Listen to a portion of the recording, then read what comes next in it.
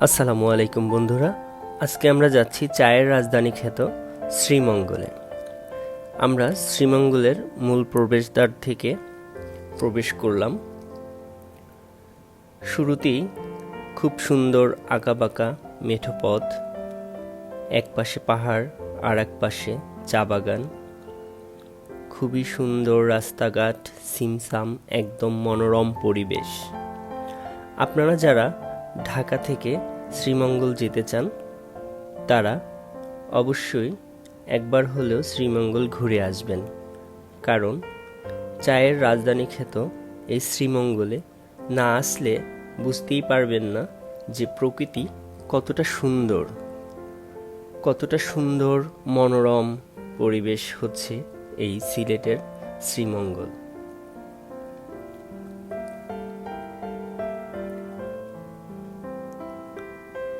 দুই পাশে খুব সুন্দর করে সারি সারিভাবে চা বাগান, চা বাগানের ফাঁকে ফাঁকে রয়েছে রাবার গাছ, রাবার বাগান। আমরা সকালে রওনা দিয়ে প্রায় 4 ঘন্টার মধ্যে পৌঁছালাম আমাদের রিসোর্টে। রিসোর্ট থেকে আমরা প্রথমেই চলে যাচ্ছি লাউয়াছড়া উদ্যানে। লাউয়াছড়া উদ্যানের এই যে রাস্তা এবং দুই পাশের জঙ্গল, এটা সত্যিই আপনাকে অনেক আনন্দ দিবে। এটি একটি সম্পূর্ণ ব্যতিক্রমধর্মী একটি পরিবেশ। এখানে আসলে যে না গেছেন সে কখনোই বুঝতে পারবেন না এখানকার পরিবেশটা কেমন। অনেক সময় গায়ের ভিতরে শিহরণ জাগে, কারণ রাস্তায় যখন খুব ঘন ঘন দেওয়া থাকে বন্য প্রাণীর বিচরণ, সাবধানে চলাচল করবেন। আমরা চলে আসছি লাউয়াছড়া জাতীয় উদ্যানে।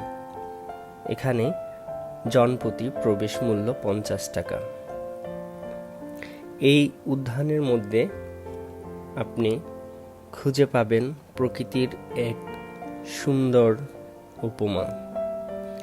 এখানে রয়েছে এই উদ্যানের মধ্য থেকেই রেল লাইন, যে রেল লাইনটি চলে গিয়েছে সিলেট সীমানা রেখা অতিক্রম করে।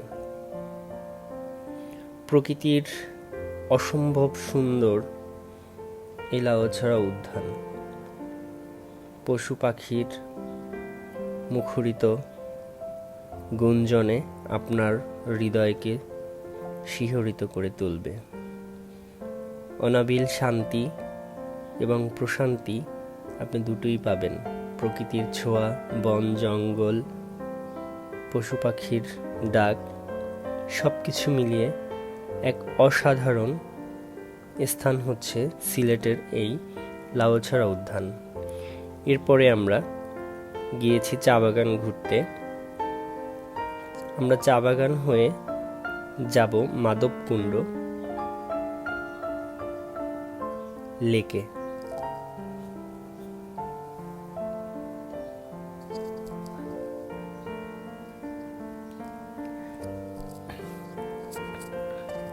এখানে রয়েছে চা বাগানের ভিতর থেকে আমরা মাধবপুর লেকে যাব।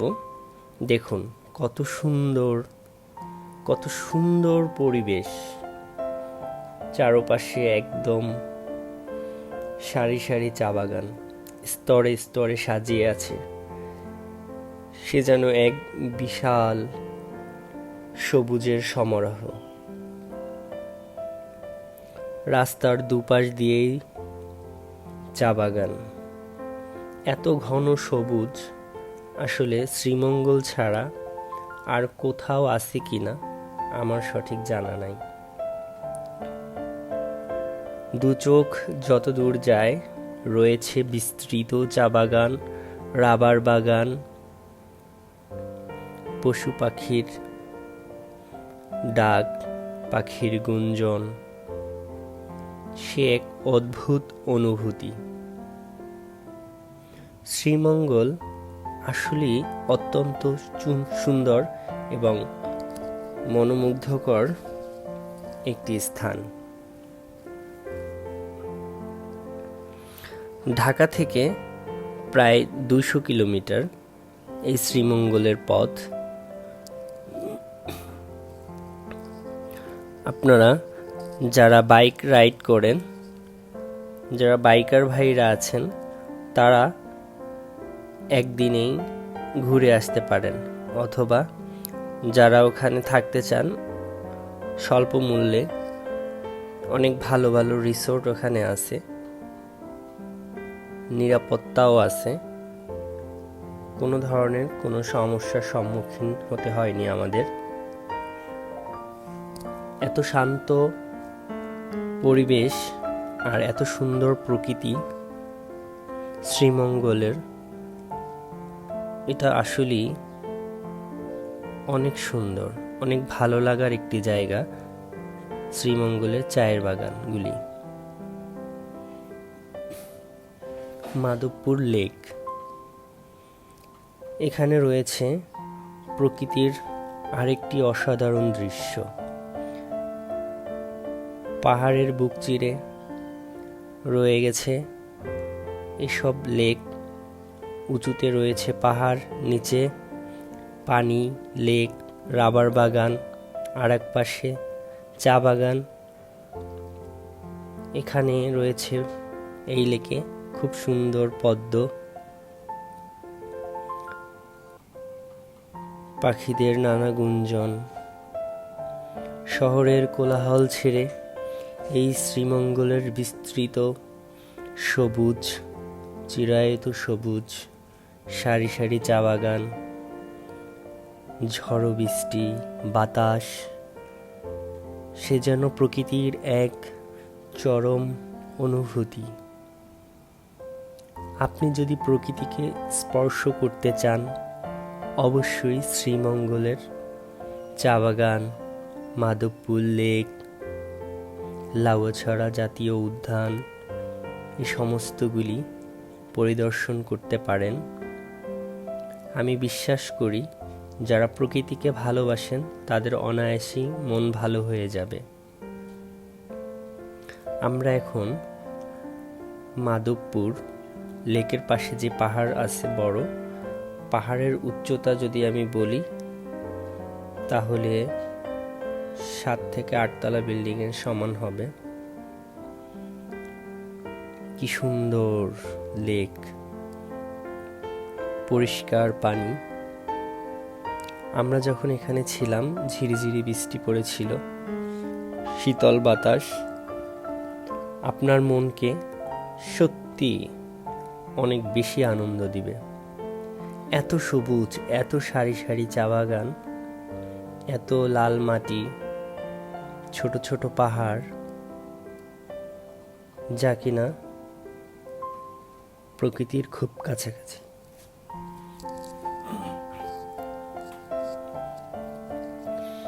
আমরা মাধবপুর লেক থেকে এখন যাব বাইক ক্যাবিলে। বাইক ক্যাবিল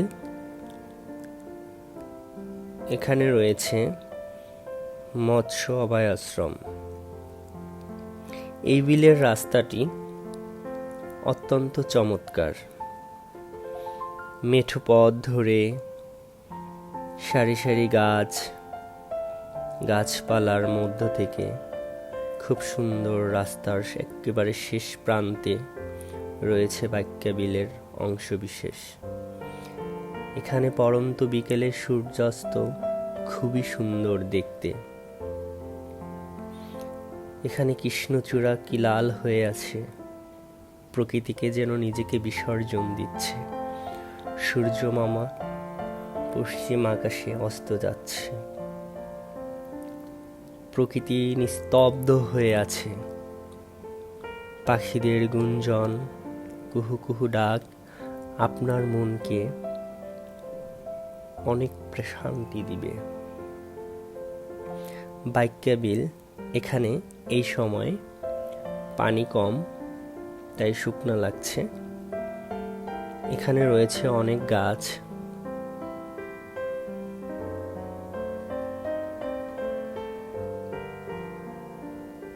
সবুজ। চিরায়ত সবুজ। এত সুন্দর সাজানো গুছানো সবুজ গাছপালা, পাখিদের ডাক, এ যেন প্রকৃতির অনেক বেশি কিছু পাওয়া।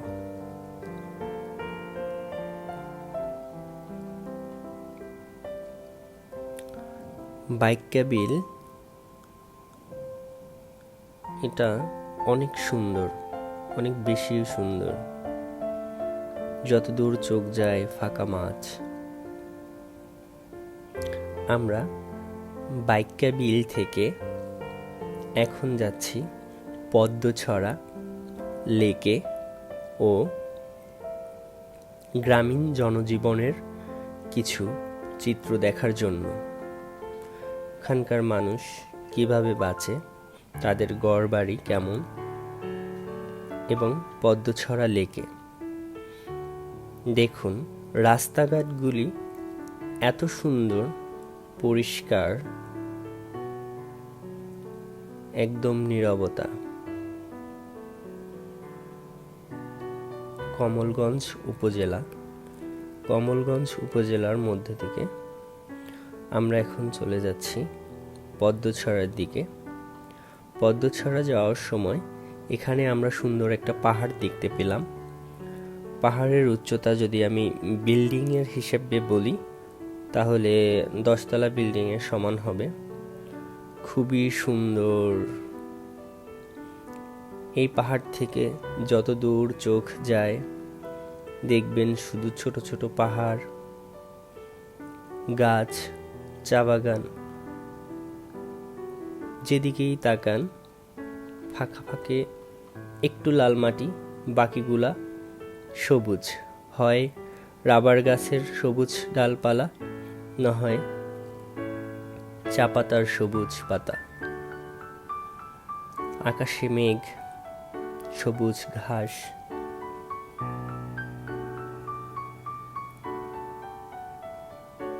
সবুজ আর সবুজ, সবুজের যেন কোথাও কোনো কমতি নেই।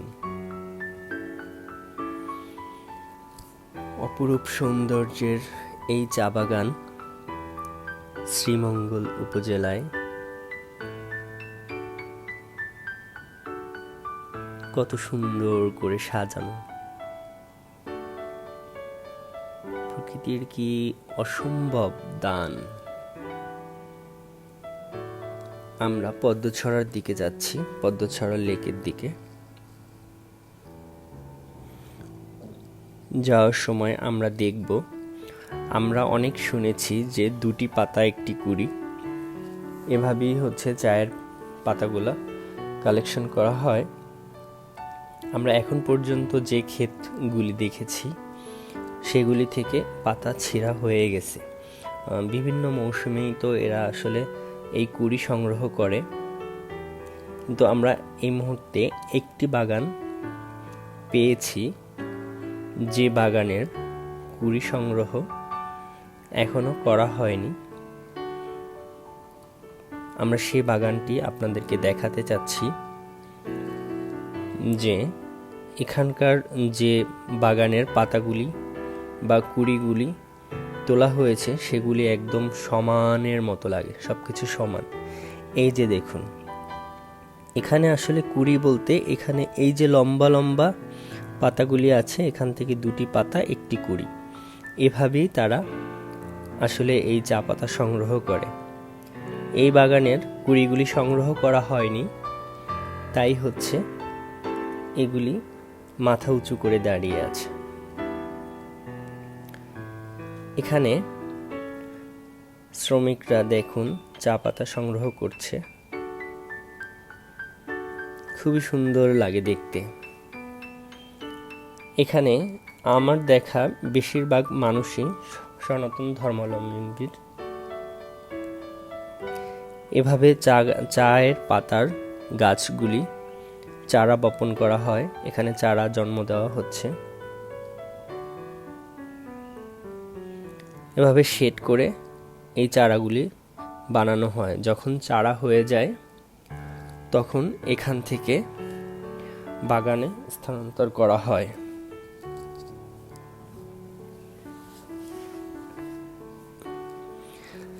এখানে মেয়েরা শুধু চায়ের পাতাই তুলে, আর ছেলেরা রাবার বাগানে কাজ করে এবং বাগানগুলি সাজানোর কাজ করে। ছোট ছোট অনেক পাহাড় বা বড় পাহাড়গুলিকে সুন্দর করে সারি সারিভাবে কেটে চায়ের গাছ লাগানোর উপযুক্ত করা হয়। এরপর সেখানে চা পাতা লাগানো হয়। চা পাতার গাছ বড় হয়ে আস্তে আস্তে সেগুলি থেকে চায়ের কুড়ি সংগ্রহ করা হয়। আমরা একটি গ্রামের মধ্যে ঢুকেছিলাম। দেখুন আসলে ওনারা কতটা পরিষ্কার পরিচ্ছন্নতা, তাদের বাড়ির উঠান আসলে সত্যিই ভালো লাগে। মাটির ঘর, সারাদিন পরিশ্রম করে তারপরও এদের বসত ভিটা কত পরিষ্কার, কত সুন্দর, সব কিছু যেন আপন মনেই সবাই করে চলছে। আর এখানকার মানুষগুলি সত্যি অনেক ভালো।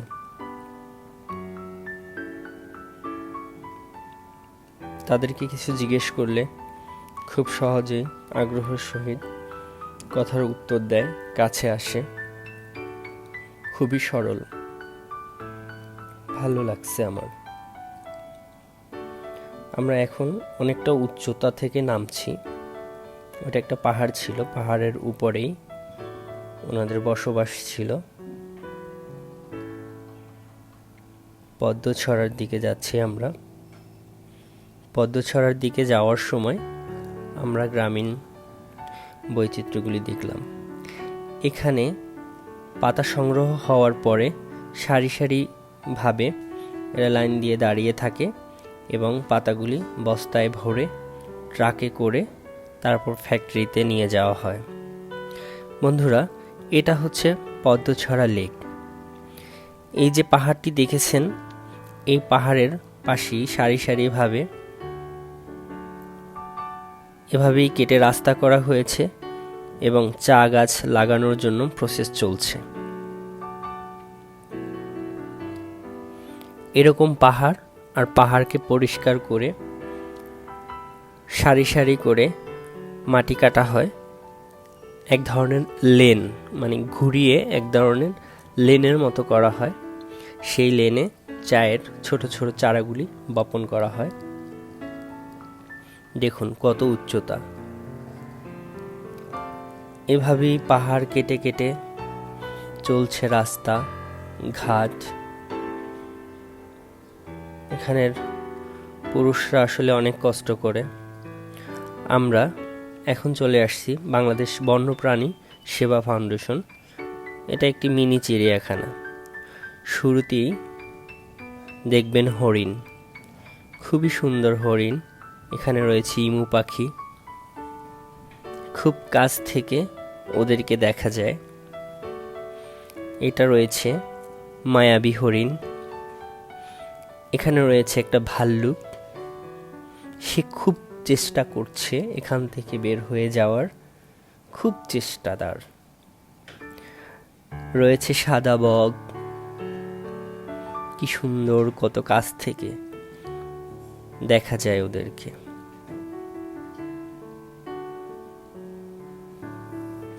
সাদা সাদা বক। মেছো বিড়াল, দেখতে মনে হয় বাঘের বাচ্চা, আসলে এটা বিড়াল। বিভিন্ন প্রজাতির বিড়াল। এখন দুপুর টাইম, তাই ওরা খেদে ঘুমাচ্ছে, খুব একটা মুভমেন্ট করছে না। এগুলি সবই বিড়াল ছিল। ময়ূর, খুবই সুন্দর, খুবই সুন্দর। প্রকৃতির কত কাছে, কত কিছুই না দেখা যায়।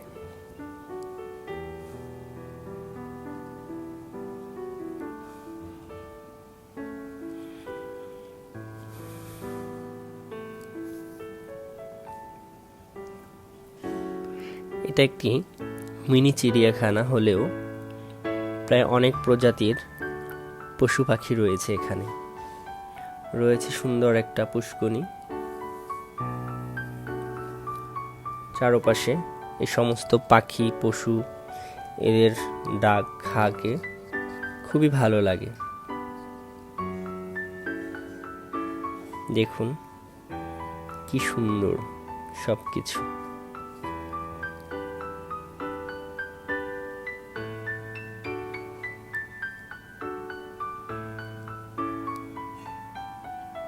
প্রকৃতি কত সুন্দর।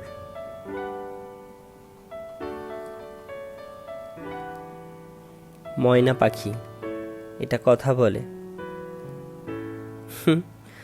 এটা কথা বলার খুব চেষ্টা করছে, ভালো লাগে। আপনি কিছু বললে রিপিট করার চেষ্টা করে, অনেকটাই হয়ে যায়, কথার উত্তর দেওয়ার চেষ্টা করে। এখানে রয়েছে আরেকটি ভাল্লুক, সে সারাক্ষণ এভাবে হাঁটে আর মাথা ঘোরায়।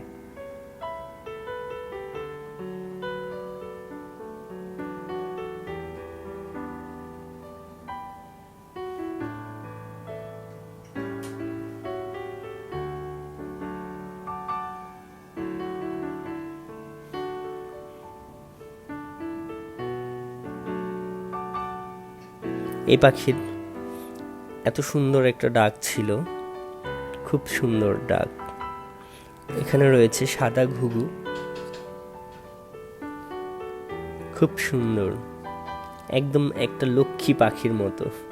সাদা ঘুঘু চুপচাপ শুনশান নিরিবিলি সময় পার করছে।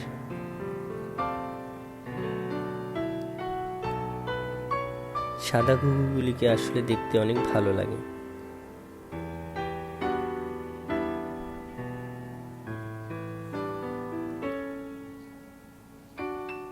দেখুন আরেকটি ঈগল পাখি কিভাবে সে মাথা ঘোরায়, দেখুন একটা দুষ্ট পাখি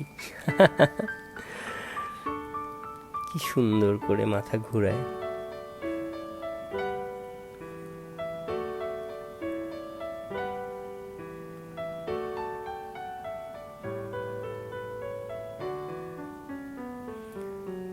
রয়েছে পাহাড়ি ধরনের পাখি, দুপুরবেলা ওরা ক্লান্ত ঘুমোচ্ছে। এখানে রয়েছে আরেকটি শকুন, এগুলি এখন বিলুপ্ত প্রায়, দেখাই যায় না। রয়েছে হরিণ। বন্ধুরা আজকের মতো বিদায়, ভালো থাকবেন, সুস্থ থাকবেন, আল্লাহ হাফেজ।